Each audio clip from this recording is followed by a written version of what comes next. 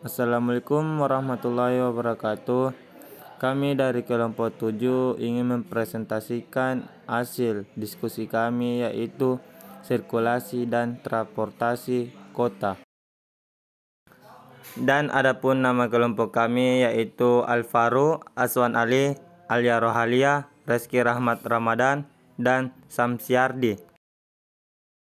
Baik, kami akan melanjut ke materi kami yang dibawakan oleh Reski Rahmat Ramadan. Baik, saya mempersilahkan Reski Rahmat Ramadan untuk membacakan materi. Terima kasih moderator atas kesempatannya. Baik, kita mulai saja. Pengertian sistem transportasi. Transportasi sistem adalah himpunan yang merupakan suatu susunan dari suatu unsur-unsur yang saling berkaitan menjadi pola tertentu, dan bila susunan berubah akan berubah seluruh struktur.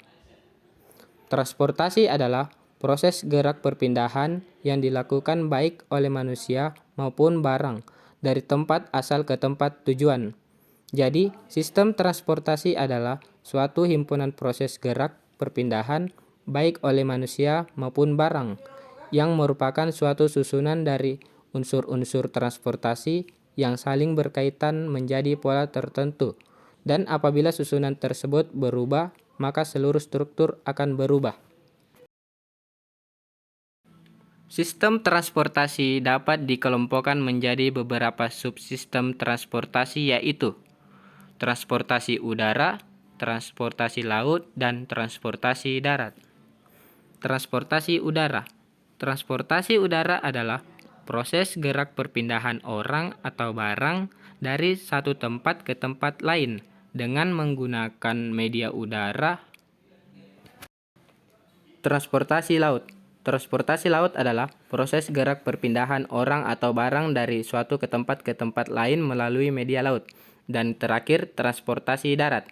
Transportasi darat adalah proses gerak perpindahan dari satu tempat ke tempat lain dengan sarana atau media darat, termasuk di dalamnya media sungai dan danau, dengan menggunakan angkutan darat atau berjalan kaki.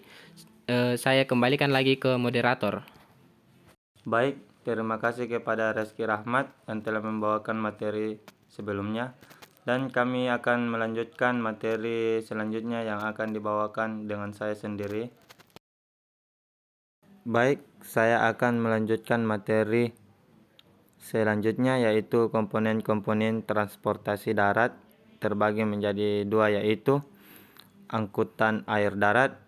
Dalam hal ini, pencapaian ke suatu tempat melewati angkutan sungai, angkutan danau, seperti perahu kecil yang biasa kita jumpai. Dan adapun angkutan jalan darat, seperti angkutan rel kereta api, angkutan jalan raya, seperti mobil, motor, dan lain sebagainya.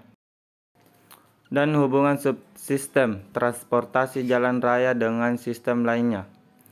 1. Transportasi jalan raya yang merupakan salah satu subsistem dari sistem transportasi. 2. Sarana angkutan jalan raya. 3. Trek transportasi jalan raya. Adapun sirkulasi pada sistem transportasi jalan raya. Pola sirkulasi transportasi kota.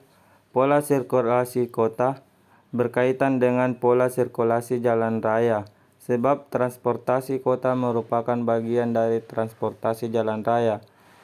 Pola sirkulasi transportasi regional.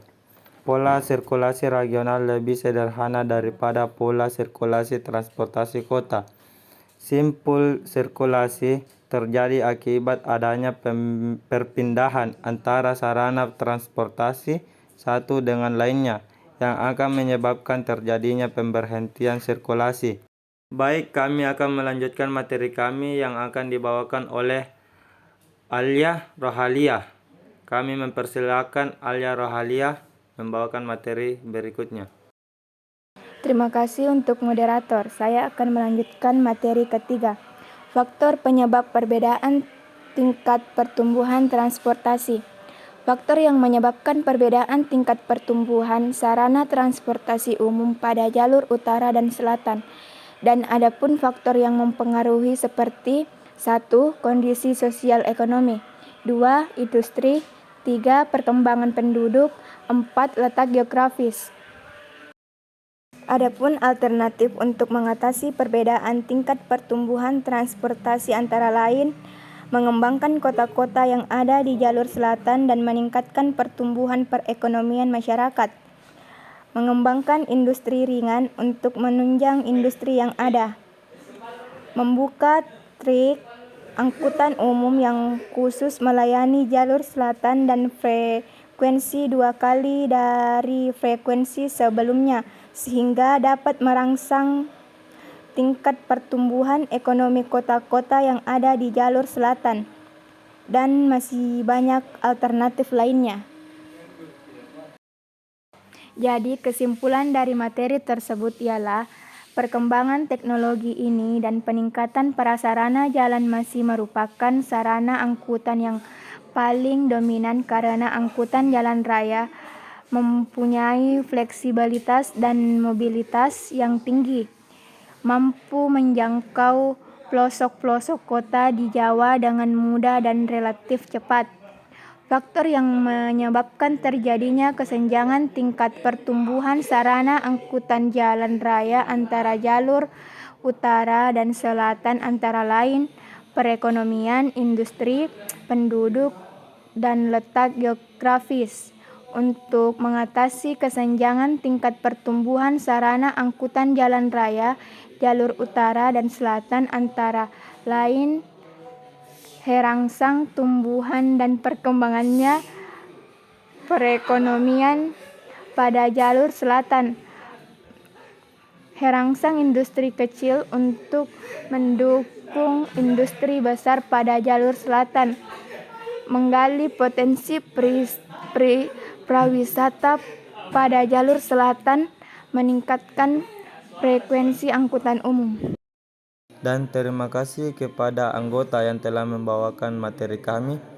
Dan cukup sampai di sini materi yang kami dapat sampaikan. Mohon maaf jika ada kata yang salah, dan mohon maaf jika materi kami kurang. Sekian dan terima kasih.